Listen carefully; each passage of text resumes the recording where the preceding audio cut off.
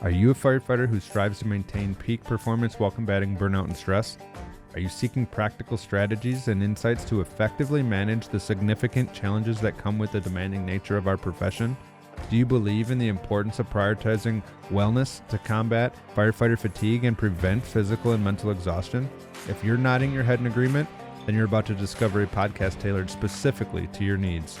Welcome to Priority Traffic Podcast, the ultimate resource for firefighters like you who are dedicated to thriving in the face of adversity and optimizing their overall well-being. Join us as we dive deep into the realm of firefighter resilience, support, and growth. Are you ready to unlock the secrets to maintaining peak performance while safeguarding your mental and physical health? Then hit that play button and get ready to gain valuable insights from experienced firefighters, health experts, and mindset coaches.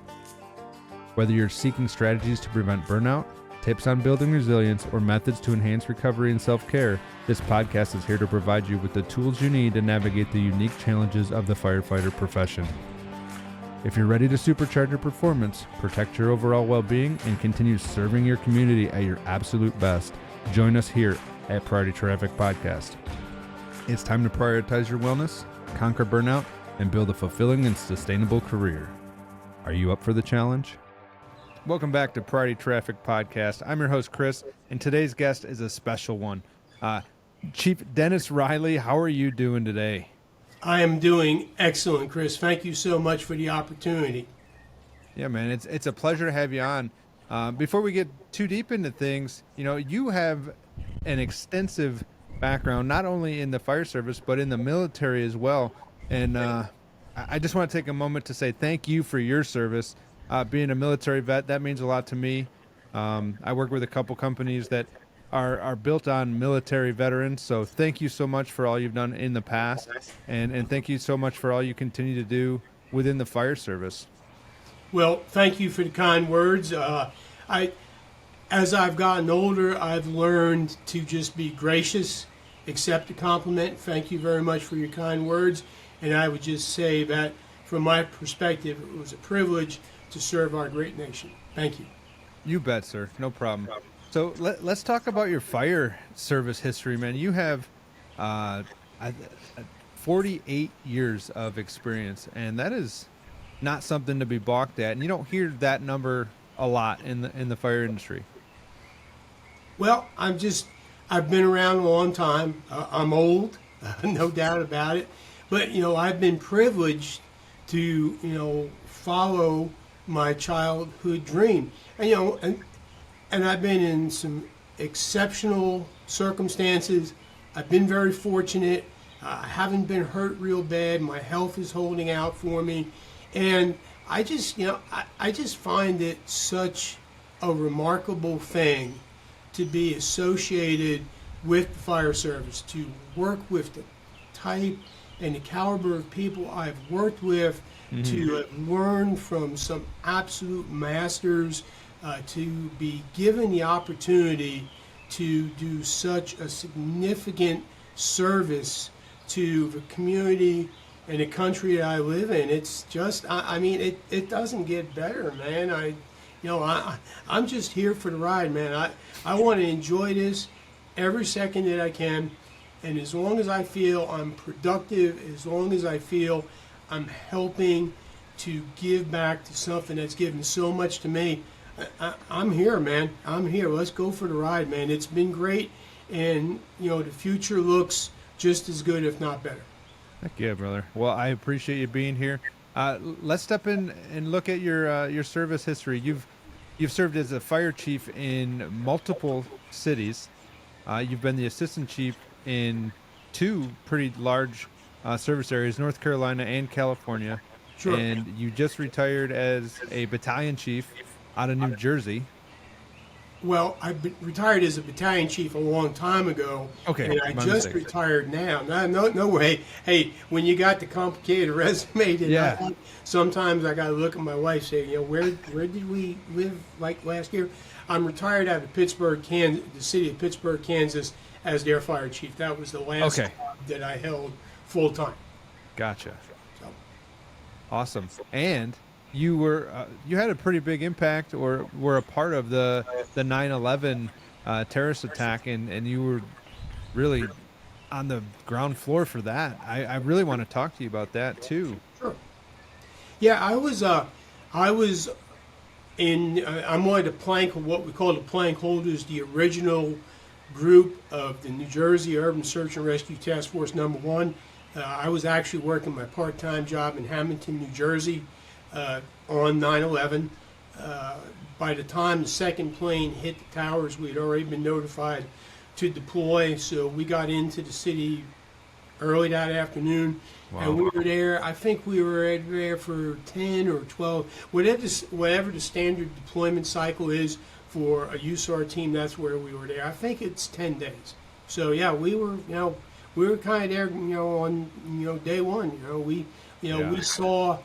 I mean, for the first couple of days we were working down there, there was so much smoke, we didn't even see sunlight. It took a couple of days for everything to halfway clear out where you could even see the sun. So yeah, I was there for a bit.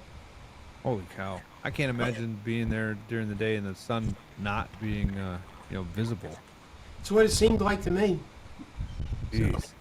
Yeah. So, I mean, there was at one point I remember walking down the street, and it was kind of hard to tell where the intersections were because there was just so much debris. I mean, it's hard to put in words how much debris there was. But I remember looking down the street, and a building had just fallen right down the street. It just, you got the corner here and the corner here, and there's another piece of a building that just laid right down the street. It was just, it was just, fascinating to me. I mean, there were piles of rubble and debris that were 6, 7 stories tall. It's just, unbelievable. There was a big piece of metal, a big girder that was sticking into the side of the Verizon building on like the 20th floor. So when all the towers collapsed, all that debris just started to rain down, and this piece of metal went through the side of the building like a torpedo. It was like, wow. So, yeah, it was something. that is something. So now that the audience has a pretty good idea of who we're dealing with, let's take a couple steps back. And if you don't mind, where did you grow up? Sure, man. We can go anywhere you want. No big problem. I was born in Jersey City, New Jersey. My parents moved to Long Island when I was 4 or 5 years old. I can barely remember moving. So I grew up on Long Island, on the South Shore, a little town called Patchogue. We're right on the South Shore, and that's where I really kind of started in the fire service. I was a junior fireman, firefighter with the Patchogue Fire Department, and I did that until I went in the Army when I was 17, so I wasn't quite old enough to go on to the regular volunteer fire department when I left. Okay. And that's where the journey started. I went in the Army, I was 17, got out of training, had just turned 18 when I got to the 82nd Airborne Division. Spent 2.5 years there in an infantry battalion as a medic. Re-enlisted, went on flight status as a flight medic, and at that point I was an E5. I had a little rank, had a little money. I moved off post, and I started to volunteer in Spring Lake, North Carolina, and then from there I moved into an area of Cumberland County between, at the time, Fort Bragg and Fayetteville city limits, called Bonnie Doon, and I lived there. I was a volunteer there, and I actually went on as one of the paid firefighters in Bonnie Doon. And from there, I've just been on salary ever since. Wow. So, did you do some contracting work? Yeah, I had a break when I retired from New Jersey, moved to North Carolina. I was an assistant chief in Linville, North Carolina, but I was also working for Blackwater Security. I worked for DynCorp, and I left DynCorp. I went over to Blackwater Security. I was on a protection detail for about 3 years in Iraq and Afghanistan. If you don't mind me asking, how did that go for you? Was there a lot of unexpected challenges that you faced while contracting? Oh, there was a ton of them. And we've talked in the past. I mean, anything that I've mentioned, man, my life's an open book. You want to ask questions about anything, please don't hesitate at all. Yeah, contracting was really kind of very unique. I'll say that. I got over there in 2007, so the really, really wild days in contracting were starting to wind down Okay. when I got over there. But two of the things that I really took from that experience is the caliber of professionals there are in the world. And I mean, I thought I was a solid guy, man. I thought I knew what I was doing. I thought I was in good shape. I thought I was capable. All this other type of stuff. And man, I went on protection details with Rangers, with folks that had retired out of the SEALs, Green Berets, Air Force CCTs. I mean, it was just, I think, one of the reasons why I got over there and I got in where I was is they were always short medics, and I was an EMTI. I'd been in the Army. I'd been in the first Gulf War as an Army medic, so, I kind of fit the box, and they always needed medics. So, man, I'm a medic, man, boom, I'm hired. I get through vetting. And quite honestly, I mean, I struggled. I struggled to get through the vetting process because Sure, I'm not a SEAL, I'm not a Green Beret, I'm not a Ranger, I'm none of them guys. But I got through vetting and I got onto those teams, and I was just working around folks that were phenomenal. And it just showed me that anybody can do anything if you're willing to put in the work. Absolutely. Because none of those folks that I worked with, certainly some of them had God-given abilities, probably no doubt, speed, strength, whatever, but they did the work to develop skills to be able to do an extremely difficult job in an extremely dangerous environment that didn't faze them. They can, okay, whatever, hey, there's rockets dropping outside the camp. Yeah, okay, man, we live in Iraq, man. That's right. That's our life. So now let's go do our job. So, I learned from them, that hard work does everything. And if you're willing to do the work and you're willing to invest the time and you're not looking for the payoff tomorrow, that's the thing. I mean, some of these Navy SEALs I'm talking about, I mean, they spent 25 years on active duty, and then left active duty, came and worked for Blackwater. So it's not like they went to a 2-day shooting course and then they got hired by Blackwater. They worked their entire life to get these skills, to develop these skills, and hone these skills. So that's the one thing I learned. That's one of the things I learned. And the other thing that I learned is, hey, look, man, the world don't stop. Yeah. It's just that simple. The world don't stop, and the world don't care. When the ambassador wants to leave the embassy at 4:30 in the morning and get on a helicopter and fly out to a remote village that's in the heart of Taliban land, that's what it is. Yeah. So you know what? Get ready and go do your job, and don't let anything get in the way, because and I say this kind of sarcastically, but No, I get it. The ambassador doesn't care. Hey, listen, man, my back hurts. I'm old. My feet hurt. I miss home. My wife.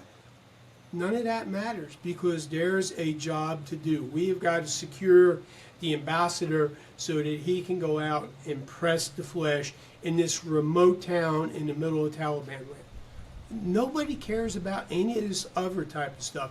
I signed up to do that job, and I'm speaking to firefighters right now. Yeah. I signed up to do that job. You signed up to be a firefighter. Listen, I care about you. I care about your life. I understand that there's all these things that happen that impact us and whatever. But at the end of the day, 5 minutes after shift change, somewhere in this country, Mrs. Smith's going to make a 911 call, and her invalid, obese husband is going to be trapped in searchable space in a burning house. And you know what? You're the ones who are going to show up. So whatever you've got going on, you've got to manage so that you can go out there and meet the expectations of Mrs. Smith. Just like me, I'm homesick. My daughter's getting married. I got to do this. Hey, the ambassador's got this trip scheduled, so compartmentize, build your coping mechanisms to put them in place so that when it's time to get on the helicopter, you can go do your job. Same thing with the fire service. Do all these things, and there's a whole bunch of resources out there. I think we're getting much better about understanding all these things. Develop these mechanisms and these networks and these coping tools that you can use so that when you walk through the door at the firehouse, the citizens you serve become your number one. Because you're it. I mean, look, if their house is on fire, they're not calling the streets department, they're calling the fire department. And if you've worked where I've worked in suburban America, if I go back to Pittsburgh, Kansas, our minimum staffing is 8 people in 13 square miles with 21,000 people living in the city. There's no one else. I mean, I remember nights laying on my stomach on a front porch helping them push hose through the door as the incident commander. I got 2 lapel mics hanging out of my coat. Now, some of the blue card, whatever, folks are going to say, well, you should have never done that. Well, okay, but if you've got 8 people plus yourself and you're trying to push hand line through hoarding conditions to do a primary search because you don't know if there's somebody in there or not, can you sit in your car? So it's all these, I'm kind of bouncing all over the place, but, to tie a big bow around it, man, we got to figure out, what mechanisms we need to put in place so that we can do our job. Because if we work hard enough and we're willing to learn and we're willing to open up our ears and close our mouths, there are people out there that are going to guide us down this journey. And when somebody makes a call, it's us. There's no one else coming, bro. It's us. Right. So how are we going to do that? And what I've tried to do in this phase of my career is focus on talking to people about how we can do that, how we can put all these pieces in play, get ourselves ready for the fight, and then go execute at the fight. Whew. Nice. And so a couple things come to mind. You're bumping elbows with tier 1 operators, right? You're working with the tip of the spear, and these guys have already put in their full career, and they're coming out of this career with tons and tons of experience. Is there anything that you picked up from these guys as far as mental strategies that maybe you're not seeing in the fire service or it hadn't been in yet? The answer is yes. Now, can I put my finger on exactly what those things are? Right. The answer is no, because it's kind of hard to describe. It's kind of, we say that all the time. Sure. I know what it is, but it's hard to describe. Now, with that being said, what I did to be successful is 2 eyes, 2 ears, 1 mouth. I'm the oldest guy there. I got to work. When they say, okay, we're going to be on the trucks at 4 o'clock in the morning to make a move, I'm at the truck at 3:50. Okay? When we're going to the range the next day to qualify on weapon systems, I'm in my room dry firing so that I know I can go to the range and qualify. If our lift is leaving at 4 o'clock in the morning, then I'm up at 3 in the gym doing PT. And I'm being quiet about what I do. I just do it.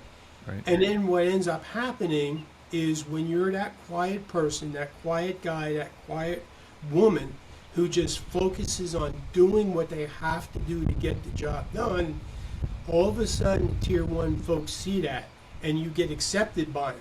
Okay? And it's, hey Doc, come on over here, have a seat at the table. So you sit down and eat dinner with these people, and they give you the respect that you went out and earned. And iron sharpens iron. Are there specific things I can say? No, but when you're in that company, it just rubs off on you.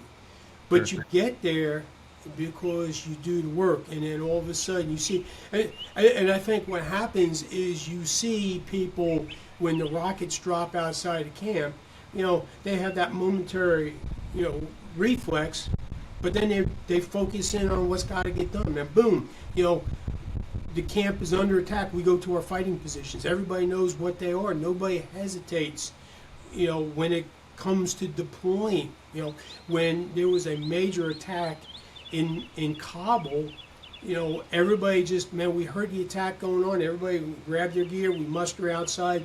Everybody's in teams. Okay, 5's going to do this, 7's going to do that.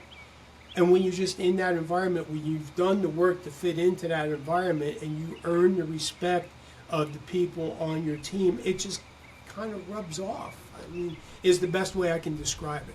Sure. You might not be able to describe it, but you know it when you see it. You know it when you see it. You know That's it when. pretty. And if you don't pay your dues, you're not going to be accepted by those people. And I saw it for 3 years working over there. Hey, man, take your pick, aisle or window. You don't fit in, you're leaving. I mean, the plane's taking off at 4 o'clock this afternoon. You're going to be on it. I mean, and that's one thing about that environment that, I kind of appreciated, because there's not, 7 chances and a grievance in HR. Right. We're on the ground making moves, and if you demonstrate you can't make the moves, man, you're going. So that, said to me, man, I got to up my game. That told me that if we're making a lift at 4 o'clock, man, I can't roll over and go to sleep, man. I got to get up and do my PT.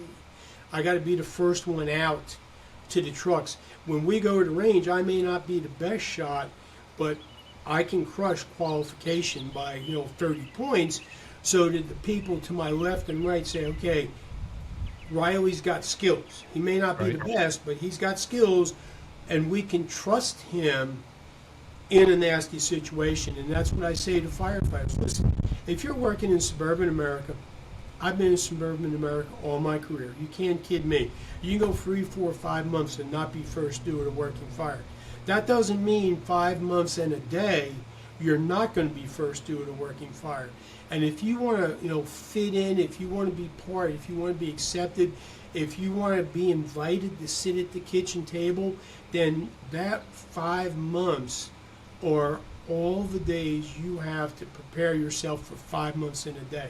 And if you don't, call attention to yourself, you don't join, hey, look at me, I did PT today. Well, okay, big deal. Who cares? We're all supposed to be PT. Keep your mouth shut, do PT. Right. And the meat eaters, the sharp people that you want to go to the fires with, they're going to see that. And they're going to say, hey, man, come on in and join our circle.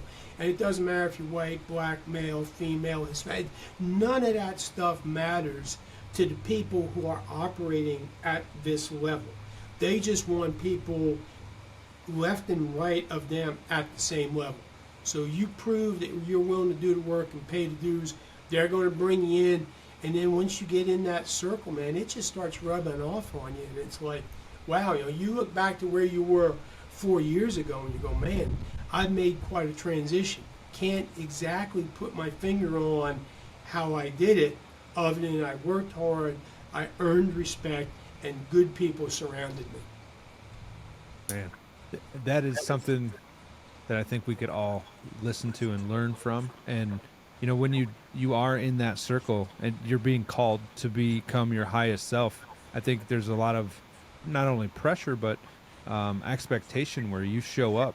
And it sounds like you showed up for multiple years in a row, and bringing that to the fire service is probably one of the best things. And I think we're seeing a lot of tier 1 guys retire from their service duty in the military, and they're coming to the fire departments all across the country. They are. And they are really changing the culture from the mid-level or the bottom up. And I think that's probably one of the coolest things I've ever seen. Have these Navy SEAL guys, these Green Berets, Rangers coming to the fire service and holding the fire service itself to a higher standard. So thank you to you and, all the guys like that. I don't think we can say enough. And it's probably making a lot of people uncomfortable because now there's much more standard. Yeah. And I think what's amazing, it's not amazing because that's just who they are, that's how they're wired. Right. But what we learn from them. So when they come through the door, a lot of them will just say, I was in the Navy. Right. That's all they'll say. They won't say, hey, listen, man, I was on SEAL Team 3, and I said, hey, man, I was in, second bat at the Rangers, man. I was a primary machine gunner. Hey, man, I'm in 18 Charlie. I'm Halo scuba. They won't say that. They'll come in with that mentality of, listen, I'm new, 2 eyes, 2 ears, 1 mouth. these people are way up here in this profession. So I got to keep my mouth shut, and I got to earn the right to sit next to these people. They don't walk in the firehouse and say, hey man, I'm a Green Beret, where's the TV schedule? They don't, Right. They walk in the firehouse and say, hey man, teach me, put me in difficult positions, make me uncomfortable, make me learn, hey, whatever. I mean, they walk in, it's really kind of funny, to me. It just, kind of amazes me. And I'm not saying that, I am here to say that the old school, hey, shut your mouth, clean the bathrooms, go. That's not the way we should be treating people. Sure. Absolutely not. But when you're a new guy on a special forces team, you're like a brand new 18 Echo, an 18 Delta, 18 Charlie, 18 Bravo. When you're the new guy on that team, you're in E6, you're going to come into the team room, you're going to clean the bathrooms. Right. And that's just the way it is. And the guys, so what? And they go clean the bathrooms, and they don't make a big deal about it. And like I said, let me preface, I'm not a Green Beret. I've never gone to selection. I've never gone to the Q course. I've never served on the teams, but I know a lot of guys who are on the teams. And if you're a new guy coming into the teams and you squawk about cleaning the bathrooms, you're going to be, you're not going to stay on an A team. You're going to go over on a B team. And Right. that's just kind of the way it is. And that's the way these people coming into the fire service, 2 eyes, 2 ears, 1 mouth. They're a sponge. They want to learn. They want to suck it all in. And the more they learn, the harder they're going to work to get just a little bit better, because they realize the people who win the fights are the ones that have that little advantage. Just a little bit more skill, a little bit more technique, a lot more heart and determination. And I think that's what the fire service could learn. Because I've been in a bunch of places, and I'm not afraid to call these dudes out, man. 5 years on the job, and they're in the recliner with their phones. And it's like, they get annoyed because they got to get up and make a run. We got to go pick that old guy up off of the floor again. Well, you know what? You got to go pick that old guy off of the floor again, because that old guy has no one else to call. And Right. he's laying on the floor, and he can't get up. And you know what? And I really kind of get hot about this, and I got to really kind of bite my tongue so I don't get, obscene on this Sure. podcast, because I don't want to. I don't want to come across like that. But you know what, asshole? Someday you're going to be 80 years old, and you're going to fall, and you're going to need somebody to come pick you up. So Absolutely. shut your mouth, get on the rig. The whole run's going to, I mean, you got a 3 square mile response area. The whole run's going to take you 20 minutes. Go out, put a smile on your face, help the guy in the chair. When you get back on the rig, say, I'm really getting tired of this. It's a real pain in the ass, amongst yourselves, and just go about your business. Right. But you're not going to get guys and women who have been in these tier 1 situations bitching about stuff like that, because, hey, it's just, that. It comes with the privilege of being a tier 1 person. For me, it comes as a privilege of being able to call myself a firefighter. And and there's gonna, look, we all have haters, man. Some people are gonna watch this. Oh, I know that guy. I hate that guy. Whatever. He's just talking that because he's a chief and he doesn't have to go out and make these runs. All right. Well, bro. Any day you want to come sit in the chief's office and spend your time talking with the finance director about how I need to get a couple $1,000s to buy you coats, and they're just saying, well, we bought tires for the fire truck last Right. week. It's like, okay, well, how it's 12 degrees below zero. How do you expect the guys to wear a tire to keep them warm? When you want to spend your day like that, I'll be more than happy to go back on shift work, and I'll go pick up Mr. Smith. Yeah. And I'll put him in his chair, and I'll say, hey, man, while we're here, is there anything else? You got your medicine? Hey, listen, you need something out of the fridge? It's going to take me 20 minutes. It would be nice to the guy get on the rig, go back home. So that's the way I look at it. That's the way I try to approach it. And those are the conversations I've had with people that work for me. I mean, hey, Sure. look, any day you want to sit in this corner office, well, you got the corner office. You can come and go as you want, man. You got a take-home car. Yeah, all right, I got all that stuff. Right. Are you in here 5:30 in the morning answering emails? You know, are you dealing with some of these issues that I got to deal with downtown because the city manager worked his way up through finance, you know, and they're just looking at spreadsheets? I go, Right. boss, there's a lot more to this issue than a spreadsheet. So that's my little rant. No, that's spot on, and I think we all go through a season where, you know, like, man, this is rough. We But do. you have to find that purpose, and I think, you know, serving the citizens and finding something bigger in it really plays a big role. Is there anything within your career that, when you did find yourself in those tough scenarios where you were just feeling a little burned out, maybe you weren't burned out per Sure. se, but what was something that you used to get through that season? Well, for me, and you know, Yeah. this just worked for Dennis. You know, Sure. in every position I've ever had, you know, I placed my hand on the Bible. And sometimes I get emotional when I say this because this is not the first time this question's been asked to me, you know, in a podcast. But you know, I had my family there. I placed my hand on the Bible, and I swore in front of my family and the public that I would do my job to the best of my ability. So help me God. And you know, I'm not a very church-going religious person, but I consider Sure. myself a spiritual person. So That's I right. made this promise in front of the community I serve, who has afforded me an opportunity to live like I do. And I said I'd do my job to the best of my ability. So when I get burned out and I get back on the rig, I say, you know what? You made a promise, man. Live up to your word. And just the run's over with. You know, that's the other thing too. I mean, guys and women come back to the firehouse bitching about having to go. The run's over with, man. Right. The run's over with. You know what I found sometimes, and I would do this sometimes. And we had frequent flyers that we were going to all the time, man, all the time. And you know, their house smells like cat pee, and it's like there's It's so true. all of that stuff, man. Yep. I dealt with it too.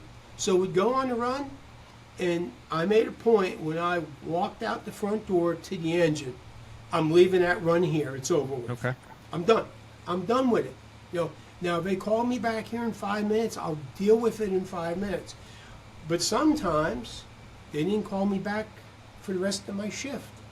Right. And then all of a sudden we came in on the next 24, and I'm not saying this, you know, with any joy, but we find out that Mr. Smith's in the hospital.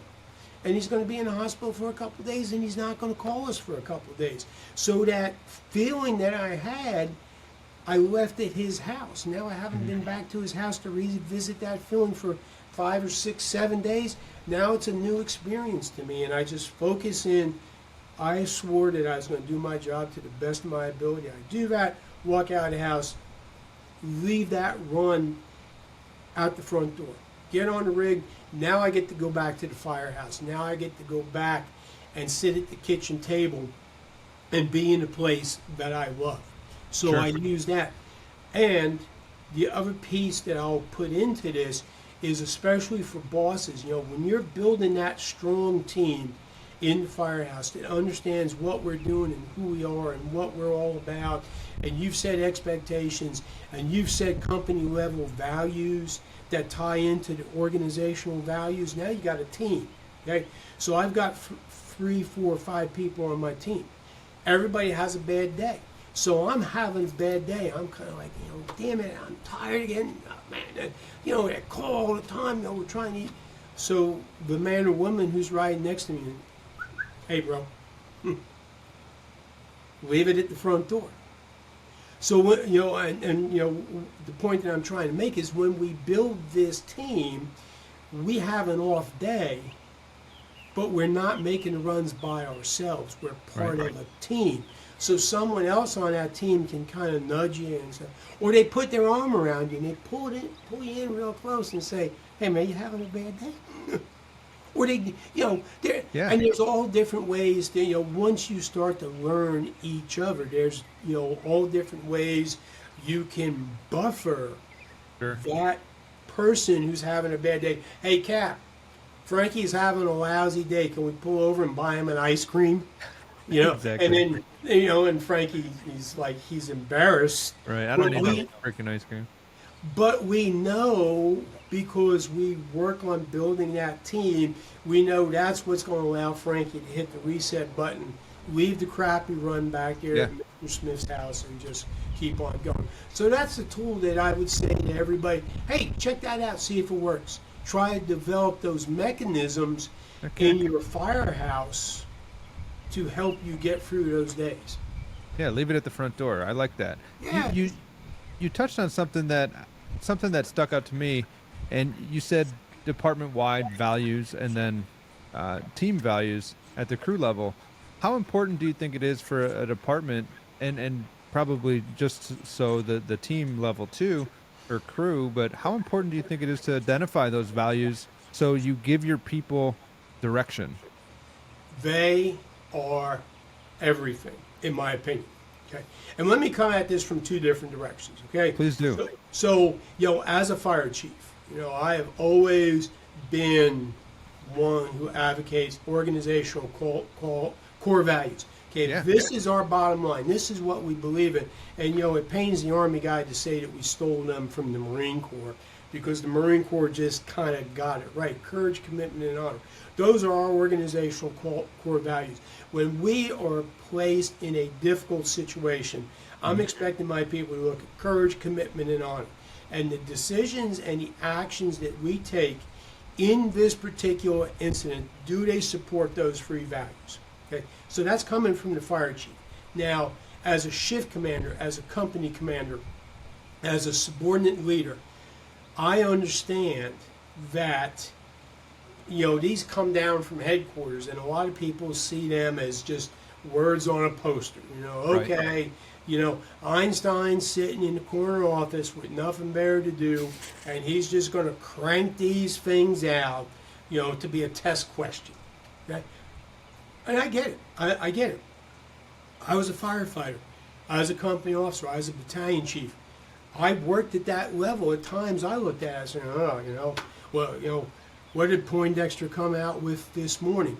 So what I do at that subordinate leader level is I identify values for my team that link to the organizational's core values.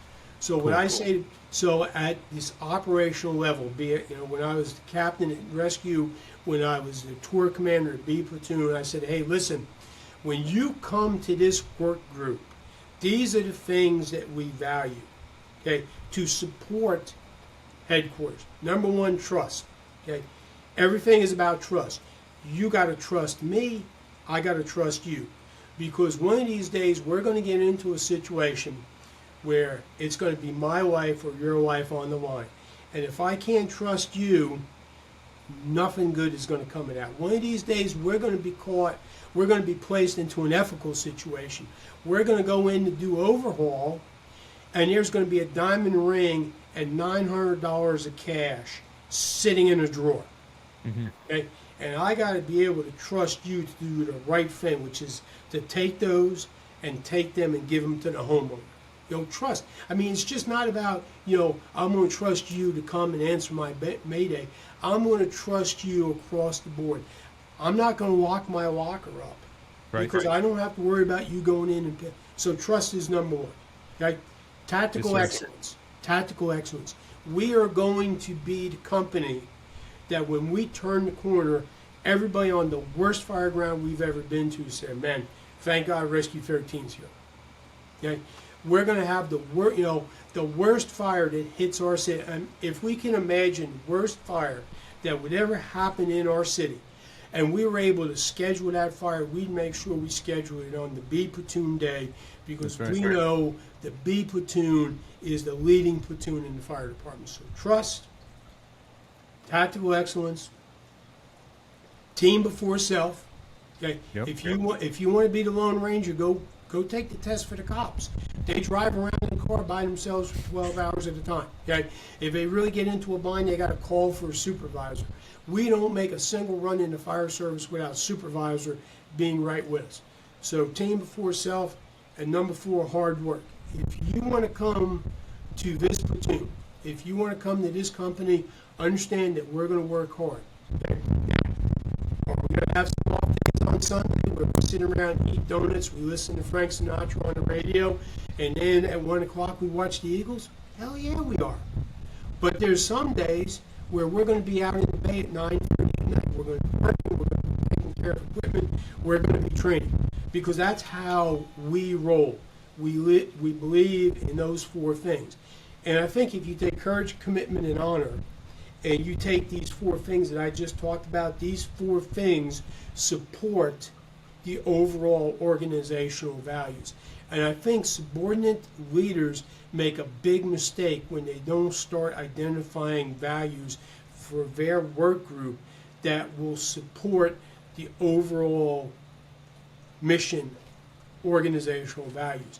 And when you spend time doing that as a subordinate leader, the people you want to lead look at you and say, man, they're pretty they're pretty tuned in. Hey, Right. the boss spent some time thinking about this. Hey, the boss makes a good point. Hey, the boss took time to sit down with us and explain what is important here.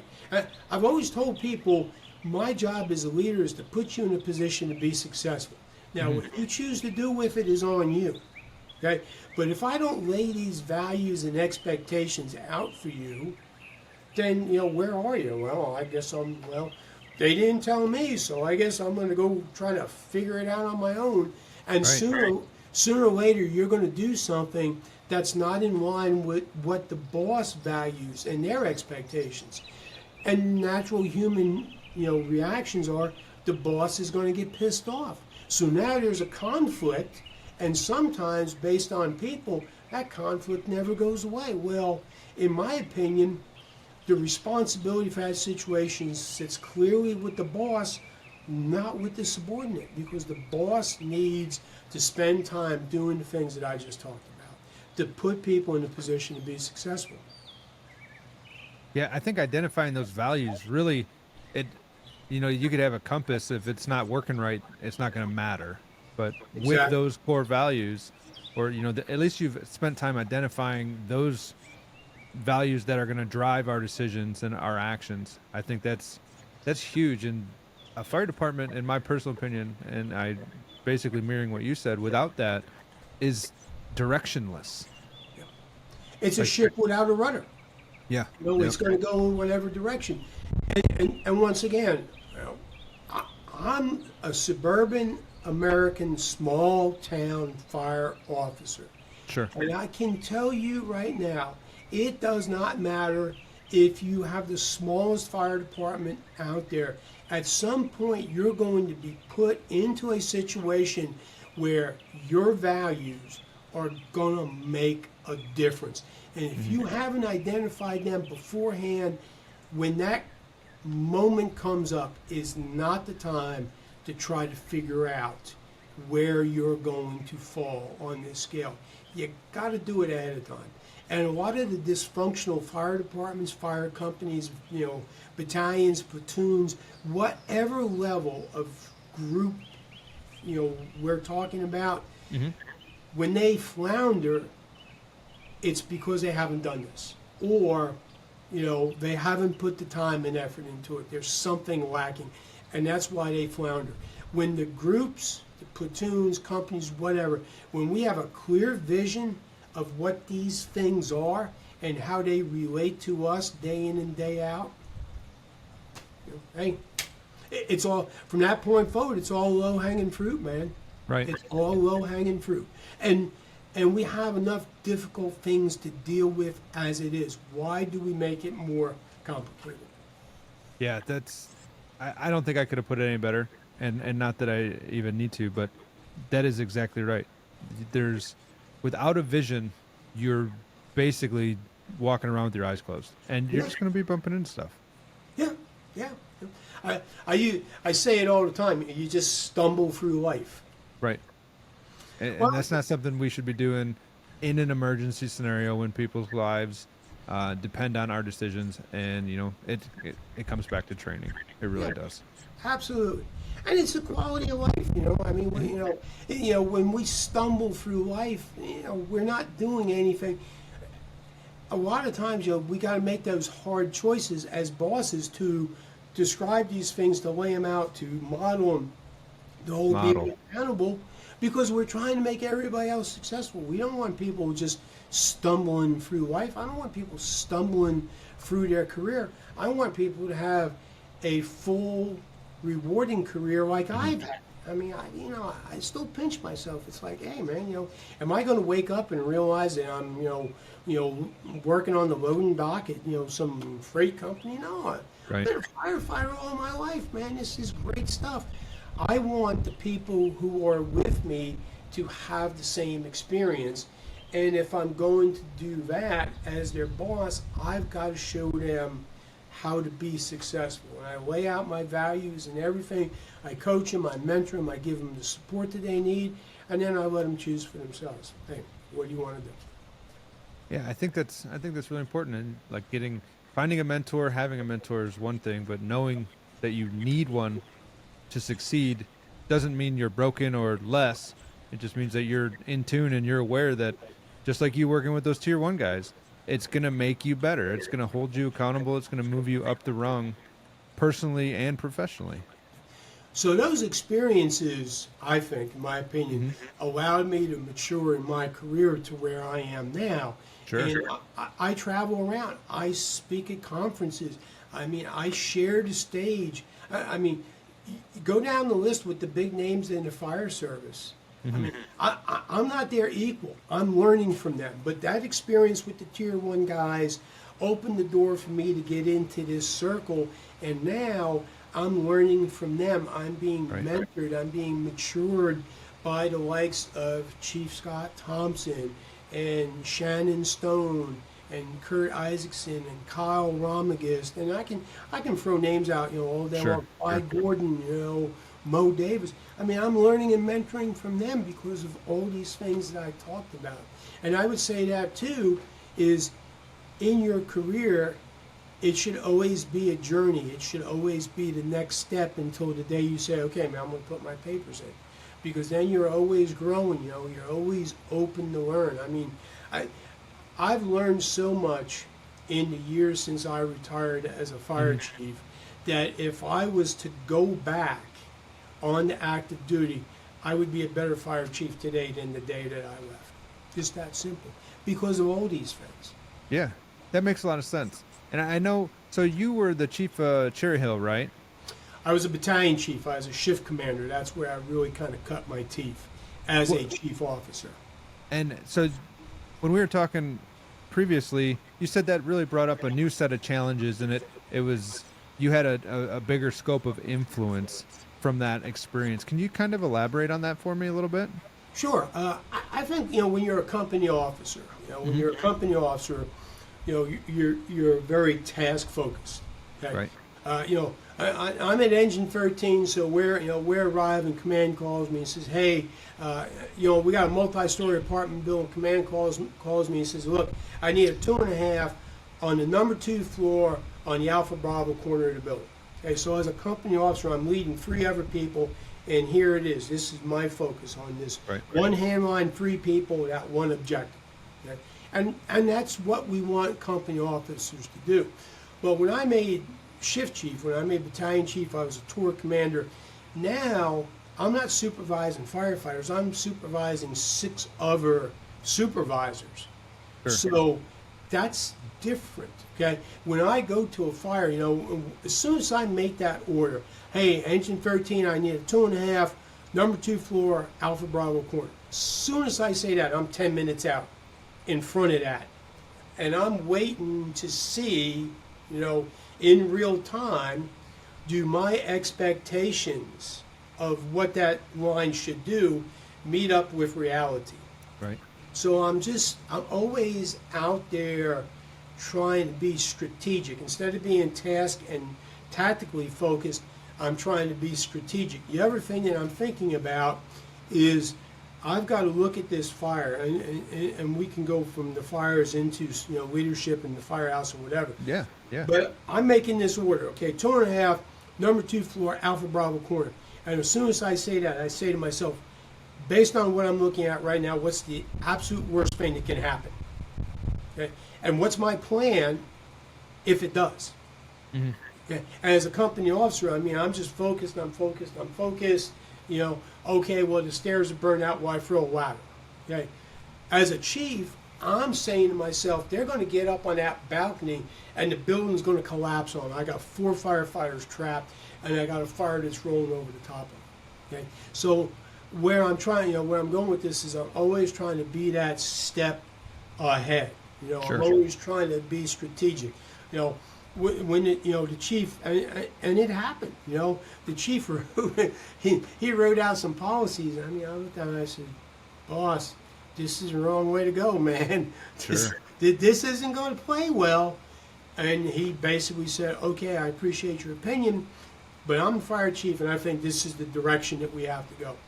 So now I've got to think of a way that I can put this information out to my subordinate officers who are going to pass the information down to the firefighters in a way that we can all be on the same sheet of music and just move in this direction instead of saying, okay, well, I think this is a dumb idea, but this is what the boss wants.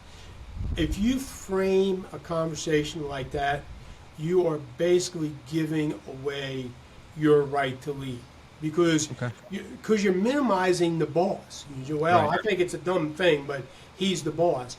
So a month later, you're going to come out with something you want done, and you pass it out, and your subordinates are going to say, well, that's a dumb idea, because they're echoing what you said a month ago. So you got to have and I can only tell you how I managed that. You got to figure it out for yourself. I would say, hey, listen, we had a conversation about this, and this is the direction we're going to move. So my guys, some of my guys, some of the women. Well, what do you think? What did you say? Hey, this is a dumb idea, didn't you? And I would just look at them and say, man, how about them Cowboys? And that let them know that this was a decision that the command staff made behind closed doors. And at some point, now as a leader, I've got an obligation to explain what. Yeah, I'm not saying I don't, but at some point, firefighters need to understand that this is a paramilitary organization. We are going to have some discussions behind closed doors. The boss is going to make a decision, and I'm going to have to say, okay, boss, I got it. And I'm not going to share the conversations I had at the command staff level with the guys back in the firehouse, because that's just the way it goes. That's just the way it is, and that's how I handle that. And my folks got to the point where they understood, hey, I can poke Reilly all day long, but he's not going to say. Okay? I want my boss to know that I respect this interaction, this relationship that we're having behind closed doors, and I don't want him to worry about, well, okay, I told Reilly now when he goes out to the firehouse, because we all know how the firehouses are, and sometimes, that's an important thing, and that's what I had to learn when I became a shift chief, because, a company officer is somewhat removed from their folks, man, but when you're a shift chief, you're a chief, and you just got to understand that. I get it. Exactly. So we were kind of discussing how when a top-down order comes through, and as a subordinate leader, you have to really be careful how you deliver that message, especially when you disagree with it. It's just one of those things. I mean, you can't. The way I look at it, you can't violate the trust of the superior who's giving that order. Because if you do, then you're opening the door for your subordinates to violate your trust. So you just got to figure out how you're going to manage that. And sometimes it's like, hey, look, we had the conversation. This is the decision that we made. I'm not going to talk about it. I'm just going to tell you the direction we're moving.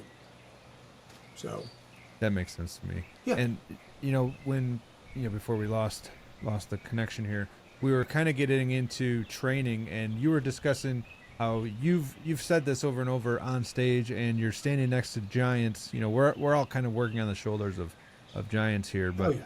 I want to start discussing your first line fire service training, and where you're headed with that, and what that looks like. Well, it's I had been talking about doing that for about 3 years. And Okay. I talked about it in, the circle of people I move in. And, I woke up one morning and I said, hey, listen, man, there's two types of people in the world. There's talkers and there's doers. So I just said, I'm going to do it today. I did Facebook Live. I made my Facebook page. And, I've been growing it ever since. So Yeah. where I'm going with it is, and the reason why I call it the first line fire service training is, I still have some task background. I can still flow water. I can, I know nozzle mechanics and all that other type of stuff. But what I'm trying to do is I'm trying to address the first line at a working fire from the 360-degree aspect. Okay. So what's the equipment? What's the hose and nozzle package? How do you deploy the hand line? How does the boss make decisions at the first line? How do we train people to be effective with the first line? What does tactical excellence looks like? If we deploy a hand line, Mm-hmm. I think what we're looking for is to make the situation better. Okay? Right. So how do we do that? What does it look like if the situation, what does that look like? So I'm really trying to come at it from a full 360-degree view.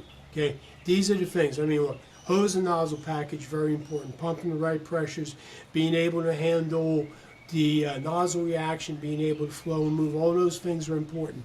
Being a good engine boss, making a good decision is important. How do you make good decisions in a high threat, high stress environment?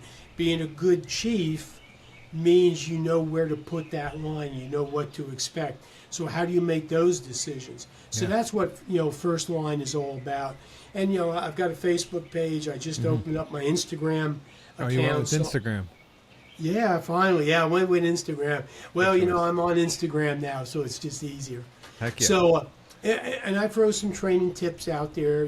I have them on my Facebook page. I got a YouTube channel, so I Good. put little stuff out there. I just put something out a couple of days ago about marking hose lengths. Mark Yeah. the middle of the length. Okay. Yep. Because if you're deploying it on a short alley or a balcony or something like that, knowing where the middle is real important. And the other thing that I talked about in the video is put a mark on the female side of that midpoint. Okay. Okay. And reason being is there are some situations where there's zero visibility. I get it. But most of the fires I've been to, if you get real close to the floor, there's a little visibility. Okay. So I'm lost. Okay. And the reason why I say this is I'm doing this on the front end. I'm giving my people that extra tool to help them prevail when they go into lizard brain. They get off the hose line, they're lost, man. They're in lizard brain.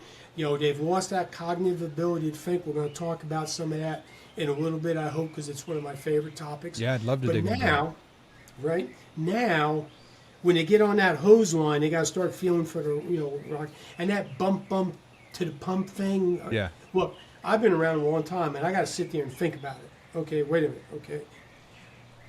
In my lizard brain, that becomes rocket science. If I get lost and I find a hose, I just start following it till I find that midpoint, and then I just have to look for the next stripe of paint, because that takes me to the female coupling. Sure. So it becomes a little less complicated. Okay. The other thing is I don't mark my hose. Well, I get on the hose 6 feet from a coupling, Okay. which means I'm 44 feet from the other coupling. Well, I don't realize that 6 feet away from me is a coupling. So I travel 44 feet to figure out I'm going the wrong way. Now I got to turn around and I got to travel another 44 foot to get back to where I started, which is going to lead me outside. Sure. Well, I've traveled 88 feet. Right. Just to find My- out you're in the same spot. that I'm lost. Yeah, Oh exactly. shit! Now I'm really lost. Now I got to turn around. So now I'm working in lizard brain. Okay, my pulse and my respiratory rate's up. My low air alarm went off when I was lost originally. Now I found the hose. Now I traveled another 88 feet to realize I'm going in the wrong direction. Where if I had gotten on that hose before I even came to the midpoint, I would have found my mark, turned around and got out. So Yeah. it's a little tool that we can use that people can have when things go sideways. As an incident commander, I can start talking to the Mayday. Hey, can you find a hose line? Because, and this is what, one of my big things is, if you're going to be a boss on this job, you got to be educated, which Sure. means you're diving into UL, which means you're diving into Project Mayday. Project Mayday tells me that over 30% of Maydays are resolved by the person experiencing the Mayday. So I'm an incident commander. Mayday, Mayday, Mayday. I'm lost. I don't know where I am. Okay, I got a single family dwelling. Can you find a hose line? Right. Well, I hear something. We'll go to the noise. So now they find a hose line, and now I just tell them, find the center mark, and the next mark is feeling. And they already know this because we've rolled this out in training to them. So I'm giving them another tool that they can use to help resolve the Mayday on their own, which I know 30% Maydays are resolved like that. So, but those are the type of things that I put out in my training tips. So I just throw the video out there. It's like, hey man, I mean the thing is like, what was it, like 5 minutes? So if you're a boss, and I'm not saying this to grow my page. This is not about me. Okay, I get it. Nothing that I do is really about me. But if you're a boss, you're telling me you can't take 5 minutes to get your people around to look at this video, and learn a tip that may very well save someone's life? Please. Totally. If you're not willing to do that, then, I don't think you deserve to be a boss. I do not, my number one objective as a boss is not to make sure my people come, end their tour and go home. My number one priority is to make sure that we accomplish our mission. Okay? That's the way I look at it now. Is it dangerous? Yeah. Are there a lot of risk involved? Yeah. Can our people get themselves in a bad way? Absolutely. What I need to do is give them as many tools as I possibly can so that they can resolve those issues and continue to pursue the mission. Because even, when my folks get lost inside a burning building, they still have their PPE, they still have their SCBA, they still have their training, they still have their experience. Mrs. Smith is laying in there in a house coat. She's got nothing. She's depending on us. Right. So that's why I say that we need, our number one priority is to prosecute the mission.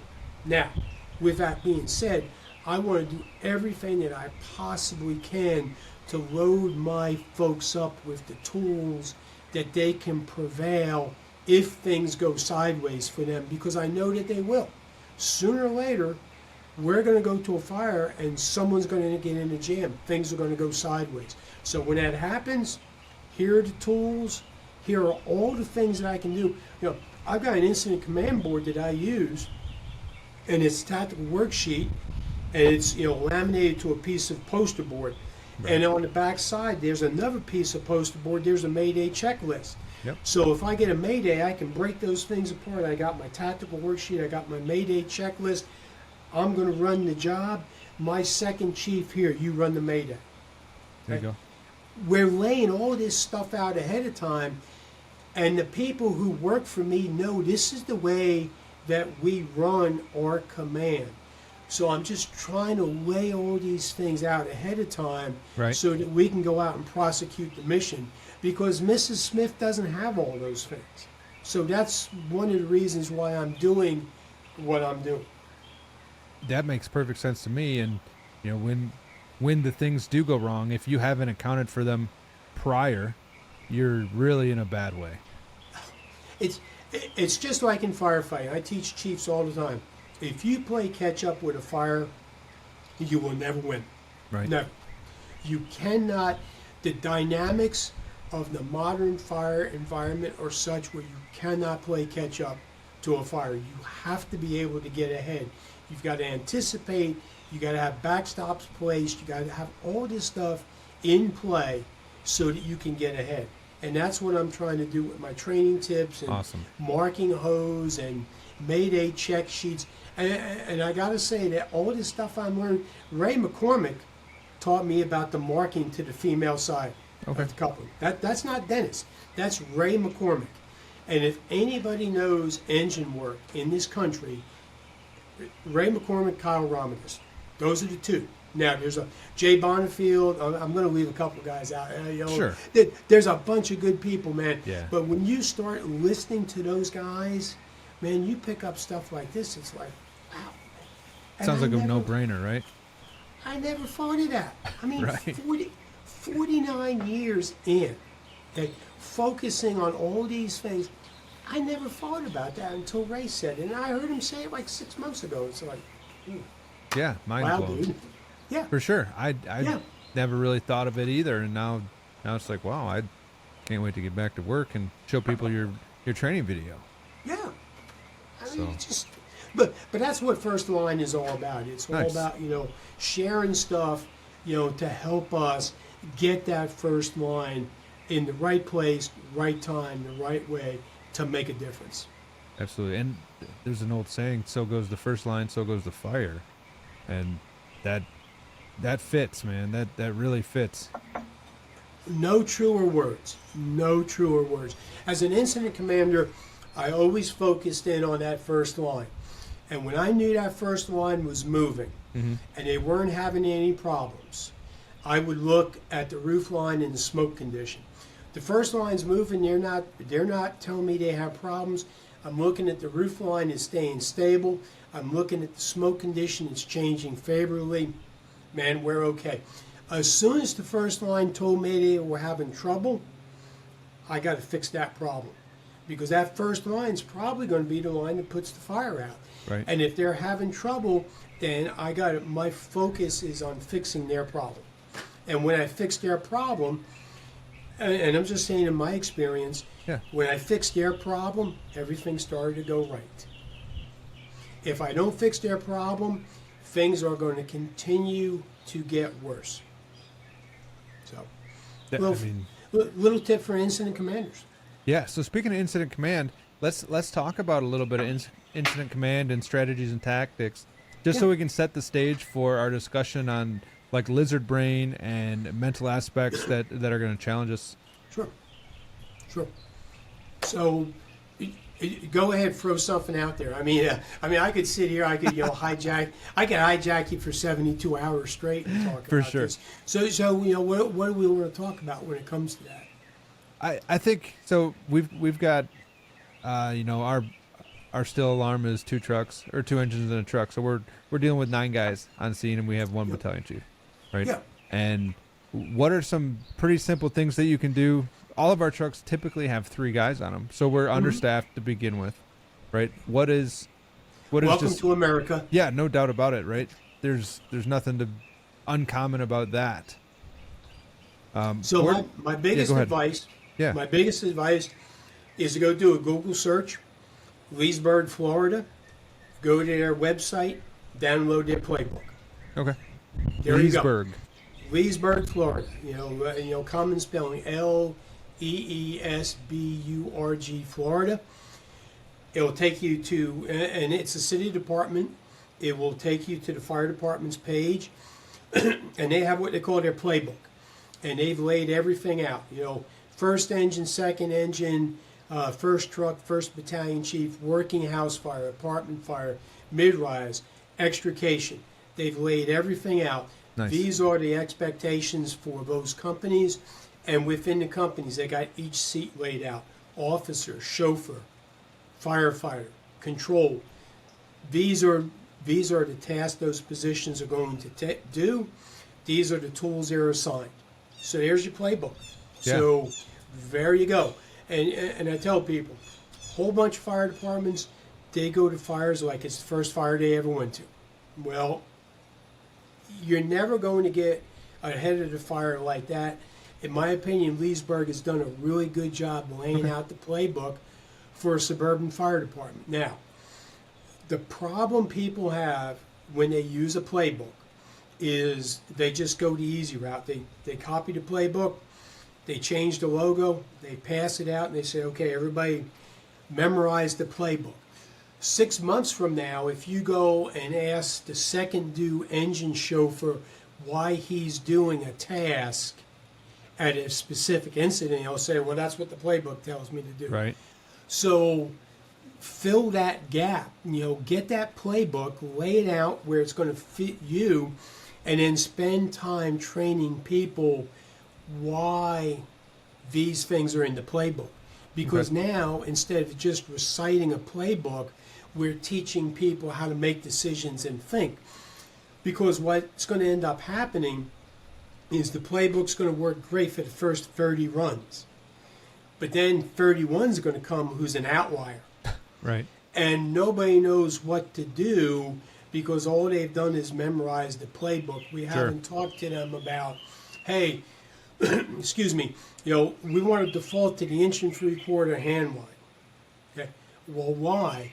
Well, we're a suburban fire department. The majority of fires we go to are room and contents fires, 12 by 14, 140 square feet. UL tells us that in those fires, 250 gallons of water extinguishes the bulk of fire. The 1 3/4 with a 7/8 tip can flow 160 gallons a minute. So within 2 minutes, which is less water than we bring to the fire, we can extinguish. Sure. And certainly, if I had my blackboard here, I'd make sure my math is right. I'm just kind of shooting from, I'm shooting off of the hip. Yeah. But this is what the playbook says, and we've taught our people why the playbook says that. So I would say in suburban America, that's a great place to start. Okay. Because now we just kind of lay it out. So, and it goes back to what I said about expectation. Excuse me.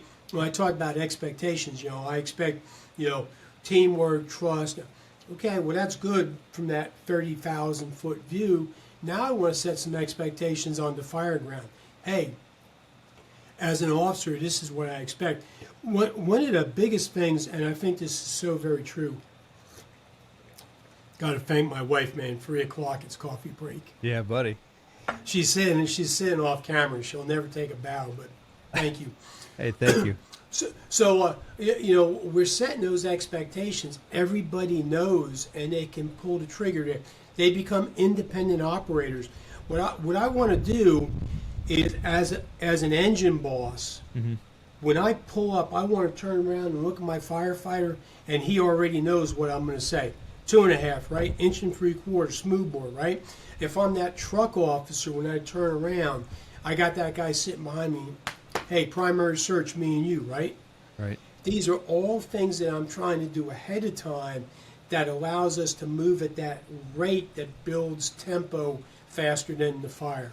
And I would just say, those are the conversations to have in your firehouse. Hey, these are the things we want to be able to do. Now, what does that look like for us here in wherever it is that you're working? Because it may not look exactly the same as they do in Leesburg, because Leesburg wrote the playbook for Leesburg. But I think you can use it as a template, if nothing else, to start some conversations. Yeah, that's a great idea. And how do you be successful on the fire ground? And I love answering this question. 2 things. Number 1, talk about fire. Okay, you work for the fire department. Right. Okay, I see firefighters that, man, do we really have to pull hose?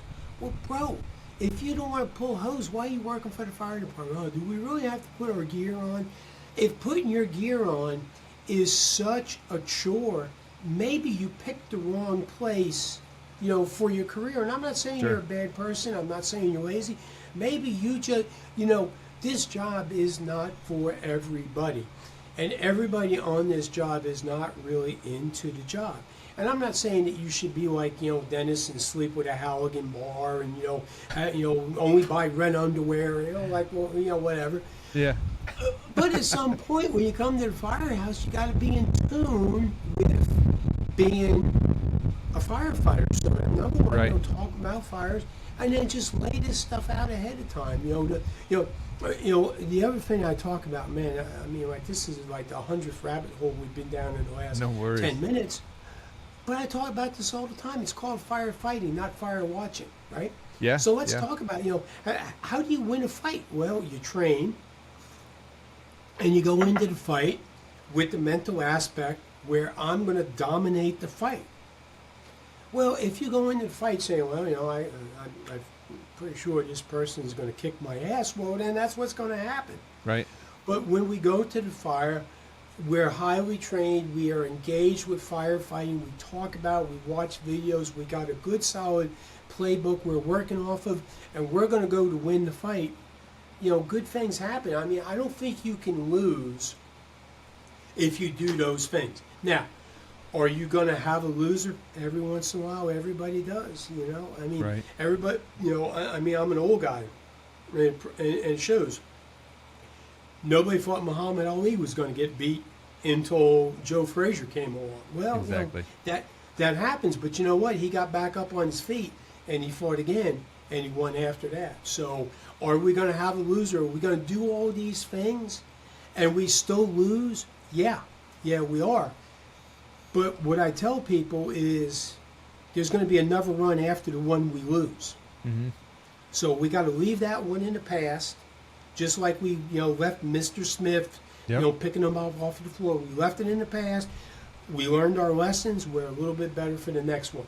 And when the next one comes, we're going to show up and we're going to go to work and we're going to do the best that we can. So, and that's my advice. And I think that if you're doing that in the firehouse on a regular basis, how can you go wrong? Yeah. I don't disagree. And I know I'm guilty of it as the next guy, but I think exactly what you said is where, if you're not there yet, it's where you should be aiming for. And Yeah. right, you got a goal, start 1% better and start getting there. Absolutely. And that's why we're building that strong team. Yeah. Because on the day that I'm not really into it, that man or woman who's right next to me say, hey, yo, bro, what's going on, bro? Well, I'm having a hard time at home. I got some issues. I got whatever. Okay, hey, listen, man, I got your back. Just, don't do anything stupid. Or, maybe it's a big deal. You got to go talk to the captain. Maybe you got to get the whatever. We're building that team. One of the things that really aggravates me when we see the old school grumpy ass firemen that just treat new people like garbage, and there's a lot of it out there. We're not building a safe place. The firehouse needs to be the safe place. Sure. So if I'm having a bad day and I come in, I can, rely on the people to my left and right because I'm having a bad day. Right.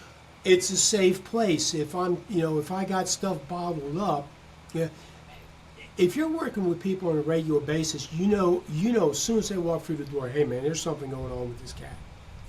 Hey, they got a problem. Hey, there's something. Well, if I'm treating my, probies or my new people like garbage, are they going to open up and confide in me? Right. Absolutely not. I mean, no. So we got to try to build this safe place where, look, there's expectations, and look, I found that it's, that I really struggle because I am an old school guy, man. I got a Medicare card in my wallet. I'm not 24 years old. I'm an old school guy. I came up in a very, very difficult, hard time. And there's a lot of that I think is important. But, I also realize that things change and there's some things that we need to do differently. So what I'm trying to do is take the best of my old school and blend it in with the new that's going to produce good results for the people I lead, the people I work with, and the community that I serve. So, and when I was the chief in Sunrise Beach, Missouri, hey, look, man, probing, the recliners are off limits for the first year. That's just the way it is. Okay? You earn the right to sit in the recliner. So the probies would pull the kitchen table into the lounge, and they would sit at on a kitchen chair Sure. for the first year. That's an old school thing, and it wasn't about messing with the probie, and it wasn't Right. about making them uncomfortable. It was, hey, listen, this is your first job, and you got a lot of stuff you need to learn. Now, on your 365th day, if you do the right thing, then you sit in the recliner, you get a nice shield for your helmet. We take the orange tetrahedrons off and we put the black ones on like everybody else, and you get a new badge that says firefighter, not probationary. So all these things are built into the system to give the new people motivation to learn. Okay? And I think it works, but I also tell my officers, look, you got to be in tune with new people. Mm-hmm. They are different. Don't expect them to be a younger version of me. They come from a different generation. They look at things differently, and we want them to fit into our team. But you have an obligation to figure out how they operate and place our team in a way that they can gravitate to it.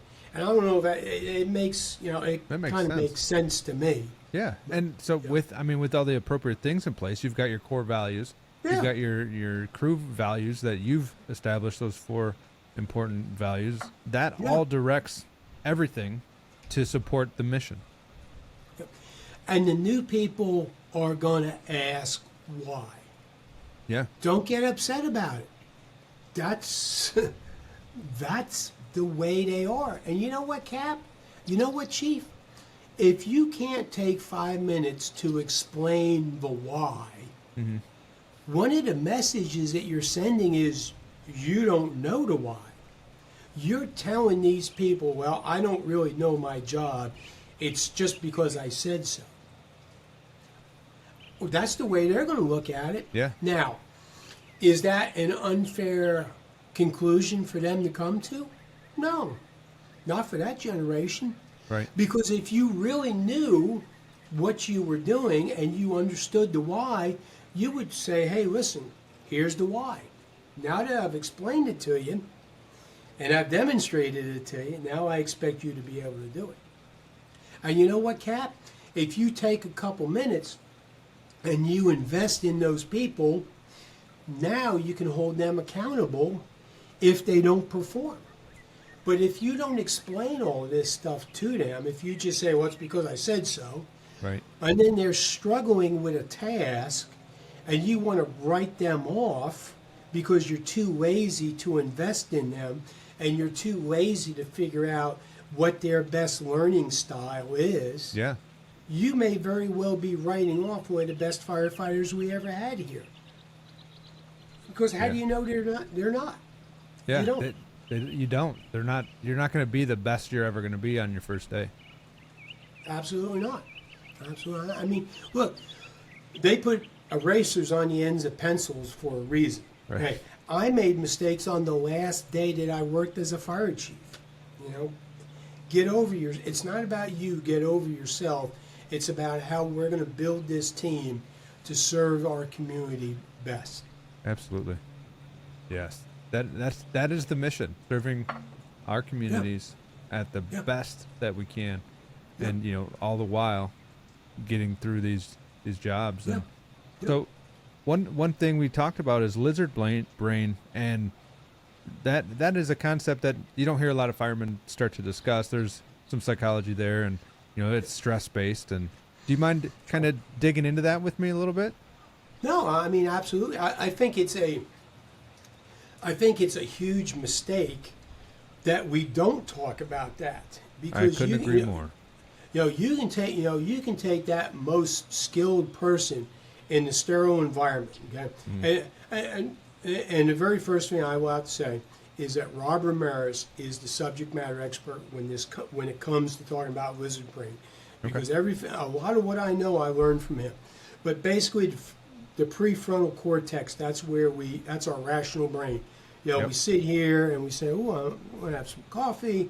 I got it's Worth the Risk mug, courtesy of Chief Isaacson. My wife made the coffee. It's, perfect amount of milk. Delicious. All those things are happening up here in the frontal cortex. When I get into a high stress environment, okay, I lose the ability to use that. Okay, Yes, and I go back into my lizard brain, and my lizard brain is breathe, heartbeat, those type of things. My ability to rationally think my way through things doesn't happen. I come back into that survival mode, my fight, flight, or freeze. Yeah. Yep.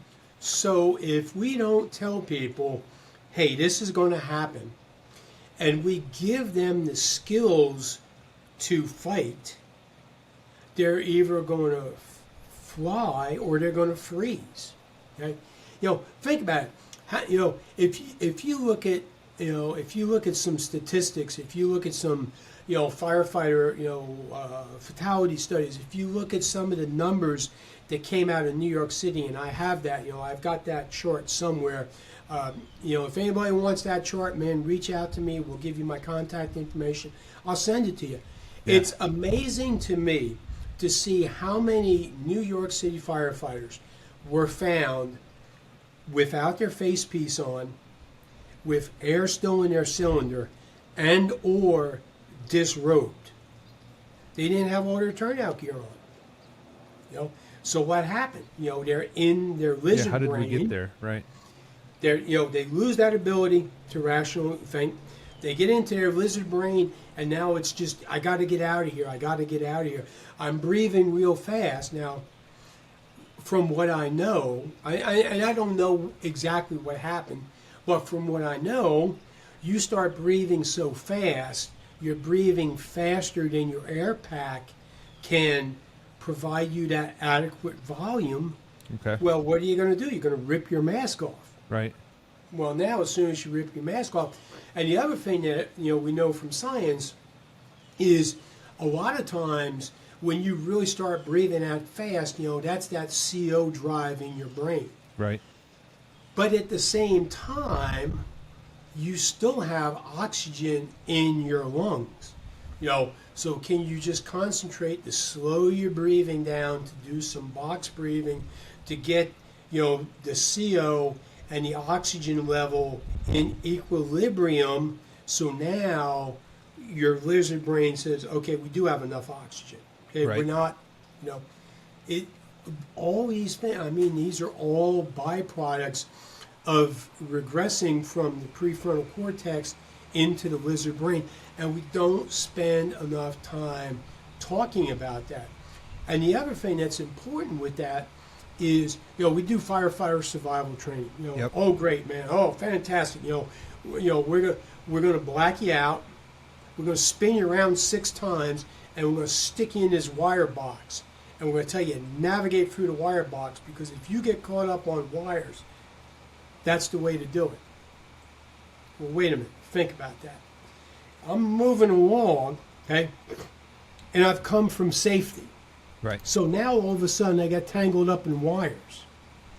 Well, why do I want to think about getting on my back and still going that way?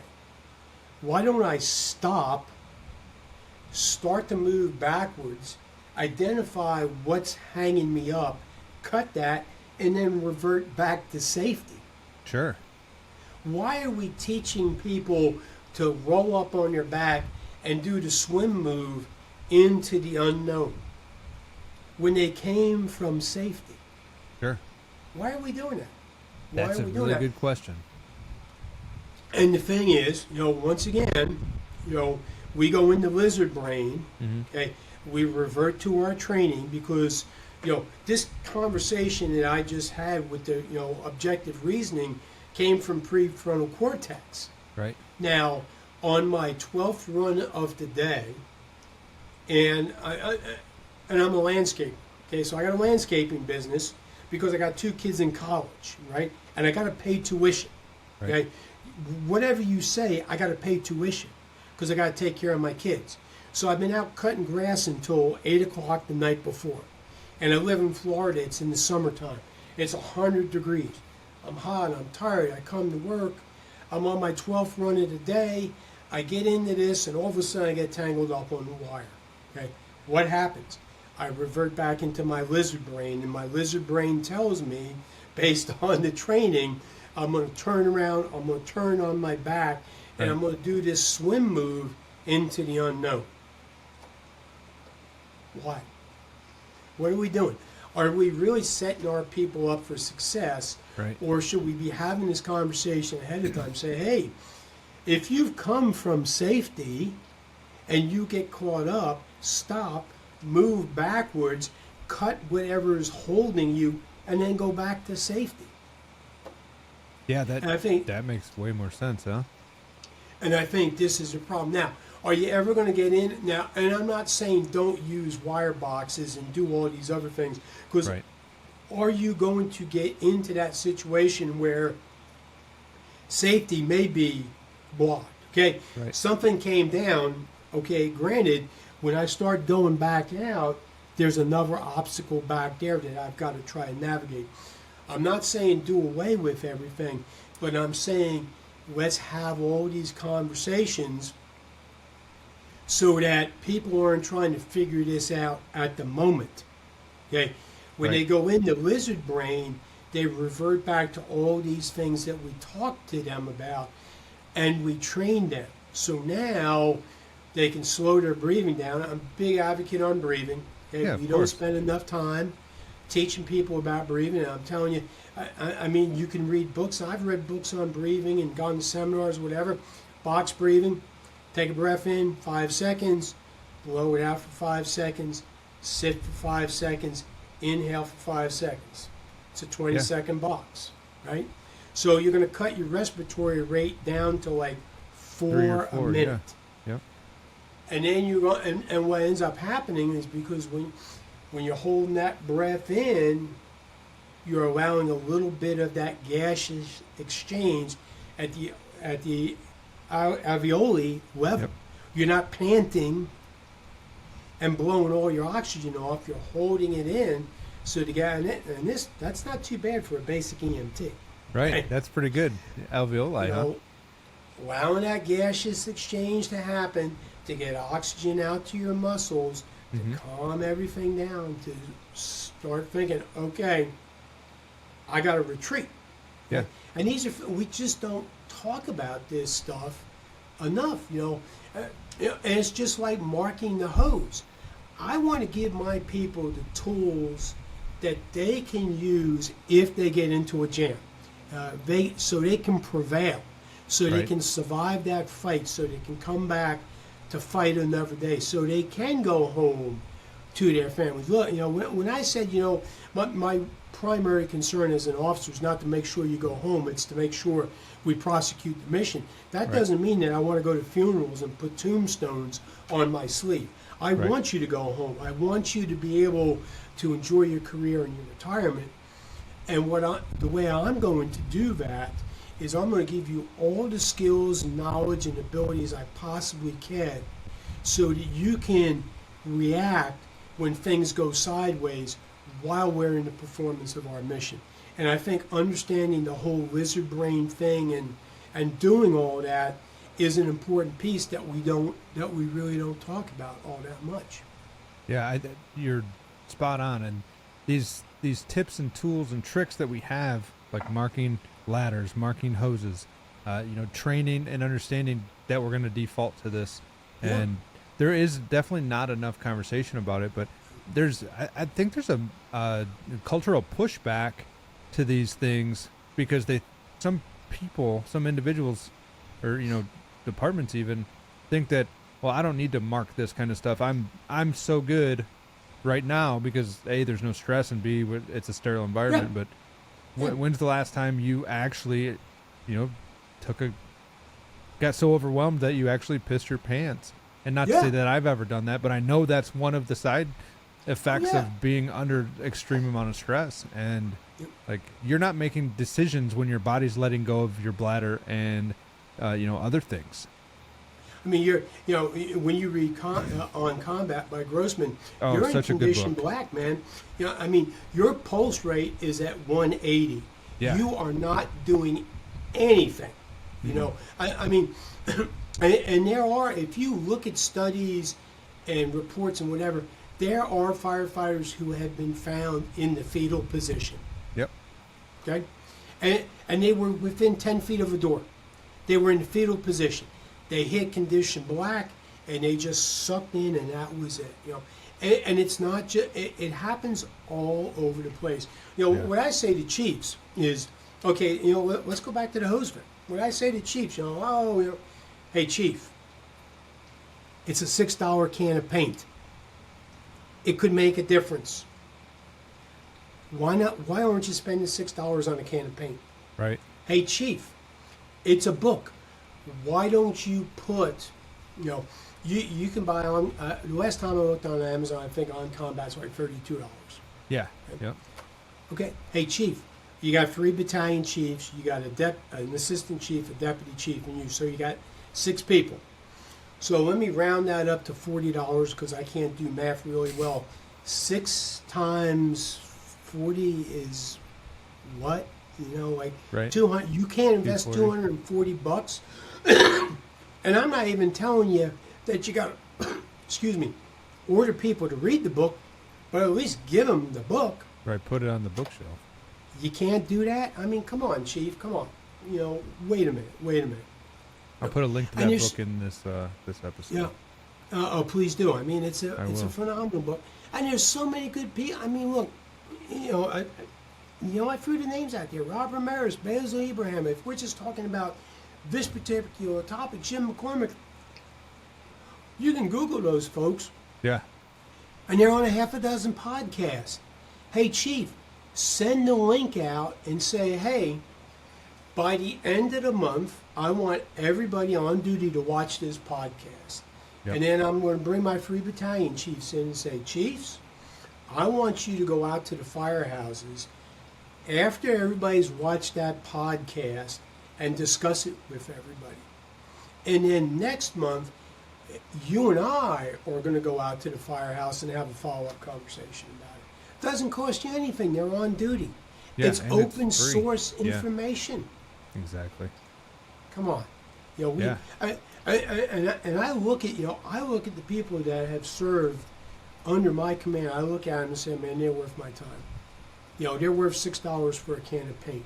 You know, they're worth my time sending the email and the link out to watch the video. You know, I mean, if we're going to be leaders and we're going to take care of our people, and like I said, don't get me wrong. I mean, I want to take care of my people.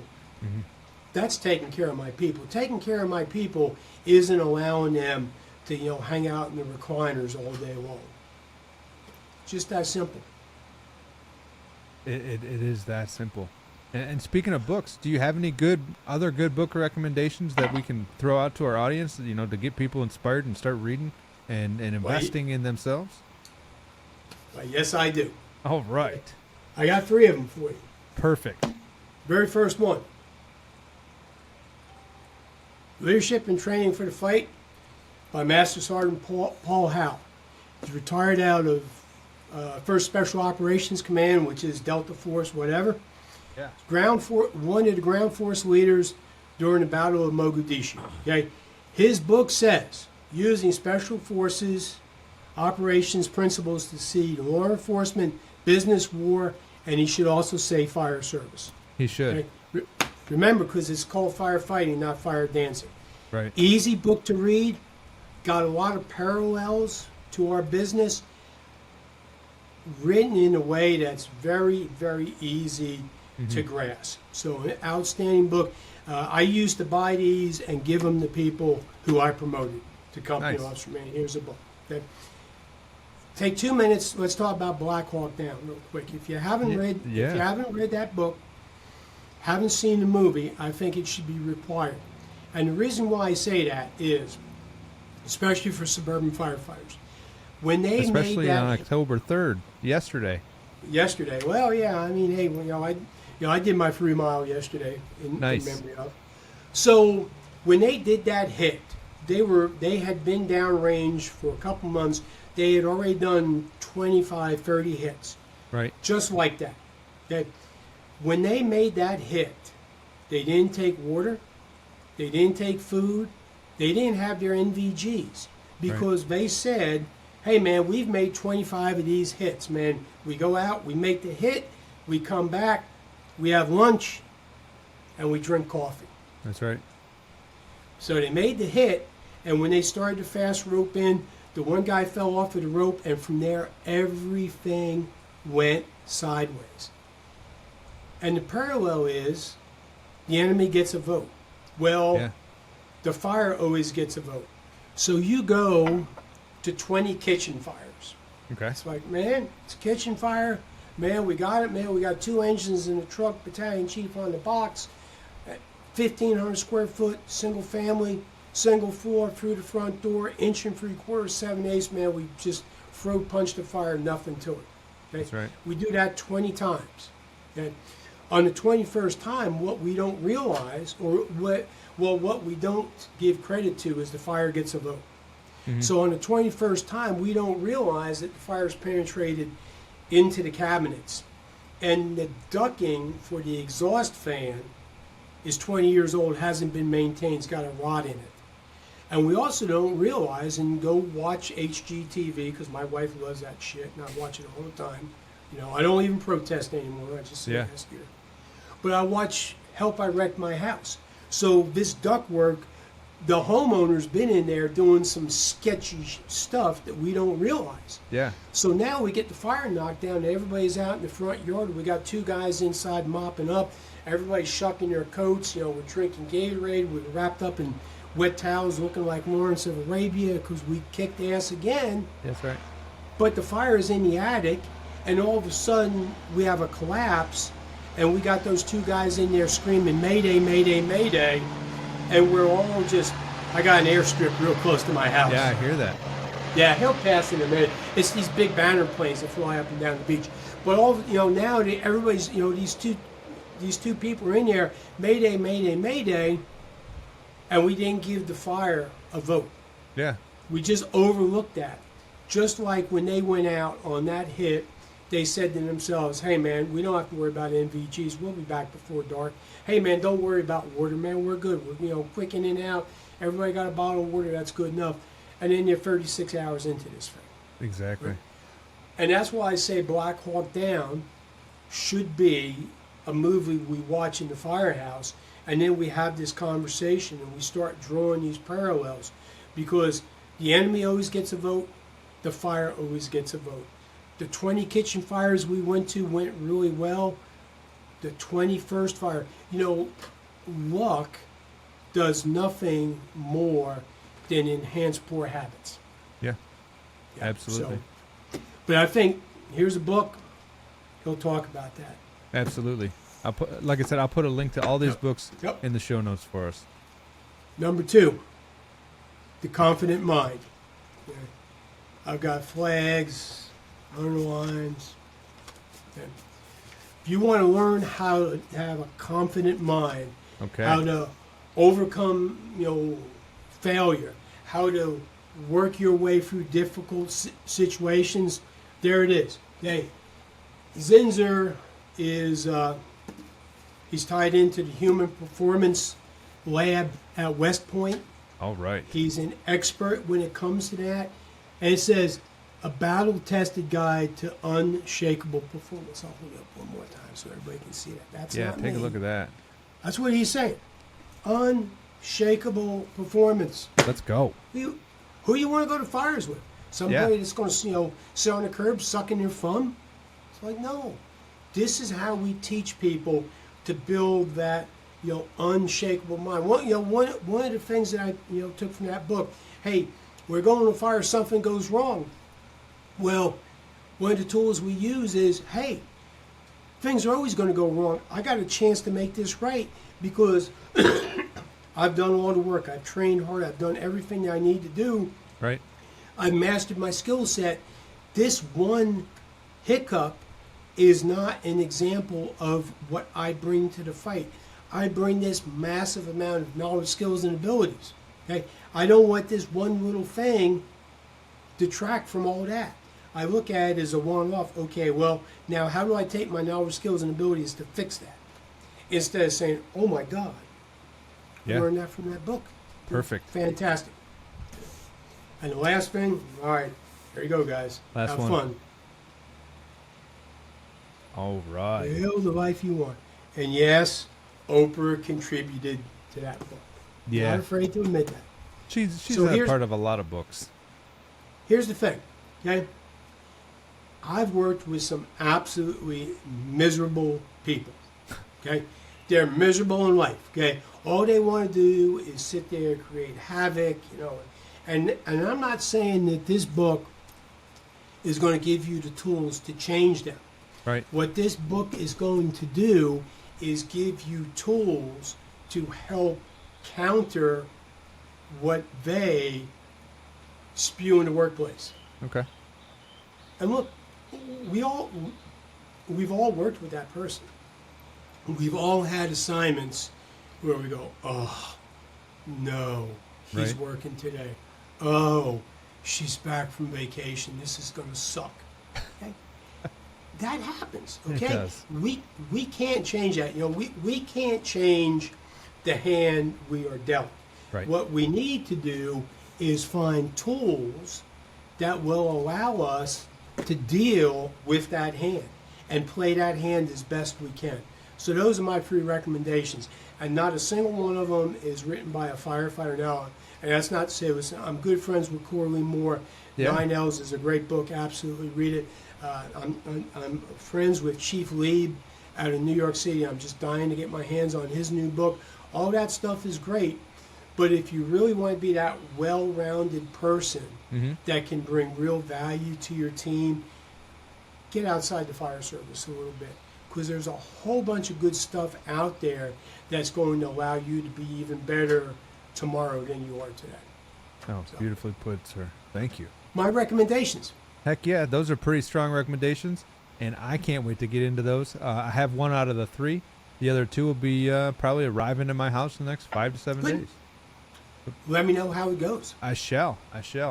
And then, one thing I really enjoy having is my my guests give me what I would call their priority traffic. Like in the fire service, we have priority traffic. You get control of the airwaves, and you say what you need to say. So I'm giving you this opportunity to let us know what your priority traffic is for everybody out there listening. There it is. I'll read that. The comfort zone is where excellence goes to die. That's it. I like that a lot. I can't put it any better way. If you, I don't know too many people who wake up in the morning and say, third best is good enough for me. Sure. I just want to mail in. I mean, most of the people in the fire service come to the fire service, with that, just that meat eating, I want to get after it attitude. What happens to them down the road is something that I'm working on right now that's actually going to hopefully be published. But what I say is, if we adopt that, the comfort zones where excellence goes to die, do you want to be excellent?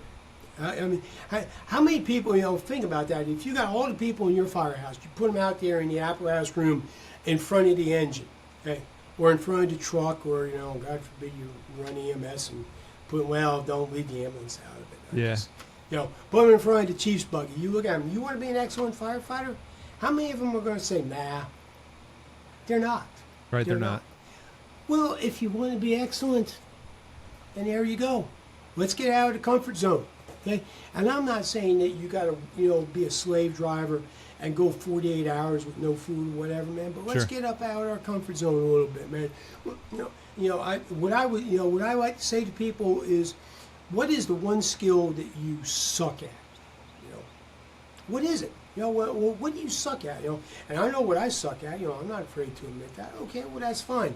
Let's put that up on the table, man. Let's help you get a little bit better. Okay, let's not take it like some of the chiefs who've worked for me in the past, who will remain nameless. I'm not saying take them out to the training ground and make them do that so you can sit there and ridicule them. Right.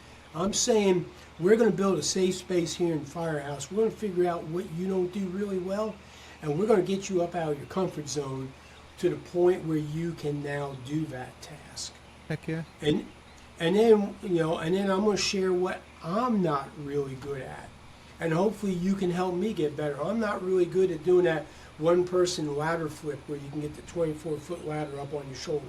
Yeah. I mean, I'm just not coordinated, man. Every time I do that, man, I bash myself in the knee or some crap like that. For sure.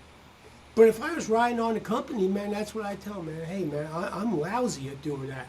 So let's get you spun up on what you aren't good at, and then you help me get better in what I'm not good at. And then, and then after we do that, then we can go sit in a recline for an hour. And then we can go take a combat nap for 20 minutes. Then we can just, have a down Sunday and just, have donuts and coffee and whatever. Sure. But you got to get out of the comfort zone. And there are a whole bunch of fire departments, man, they are dead into the comfort zone. I know of a fire department, and, as a firefighter, as a chief officer, as a member of his profession, I hate to admit it, but I know of a fire department where the morning goal is to get the rig checks done as soon as we can so they can go online and they can start playing video games all over the country. And I know for an absolute fact that the fire chief comes out and joins them. Get out of the comfort zone. That's it, guys. Get out of the comfort zone. Get out of the comfort zone. The comfort zone is where excellence goes to die. Yes, sir. I can't say that I could say anything more accurate. And I have a feeling what we are going to come to expect from first line fire service training is similar stuff like that. And keep bringing us your trainings, Chief. We really, really appreciate it. I can't wait to see what you guys come up with next. And I just have to say it's been an honor and a privilege to have you on my show. This is a new podcast. We're trying to get it up and running, doing our best. And with interviews like this, I have to say that this is probably one of my most inspiring episodes yet. So thank you so much. It's been an absolute pleasure, and I can't tell you how honored I am to have you on my show. Well, I am certainly humbled by the kind words. I appreciate this opportunity, and I think that you're going down the road that we need to go down. You in this effort are making us better. So I applaud what you're doing. I support it wholeheartedly, and hey, hang in there, man, because it's getting better. I mean, there are one of the things that I'm so optimistic about is there's so many good people out there in the fire service that are traveling around, they're teaching, speaking in seminars, just to take the fire service back, man, to get us mission focused, get us ready to be the best version of ourselves. And I think that this program and your efforts are part of that. So I commend you, and it's been an absolute blast for me to spend some time. Well, sir, I appreciate that very much. Everybody out there, don't forget to check out the First Line Fire Service Training LLC, now on Instagram and currently on Facebook. Instagram is First Line 850. First Line 850 on Instagram. Yeah, that sounds like your email, doesn't it? Yeah, it's kind of, they're kind of similar, but I had to throw the 850 because I live up on the Panhandle now. Gotcha. And I'm surrounded by so many awesome people out here. Shannon Stone, DJ Stone, Kurt Isaacson. I mean, I'm surrounded by them, and I just love living out here on the Panhandle, and I had to kind of tip my hat to them. So, dude, that's awesome. And I'm just putting it together. The guys like you are hanging out with the really, really good guys. So maybe if you're listening, pay attention to who's in your circle. They're either going to bring you up or bring you down.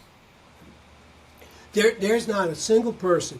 I mean, if we made a list of all the heavy hitters in the fire service right now, if we put them on a whiteboard, there's not a single one of them who are not approachable.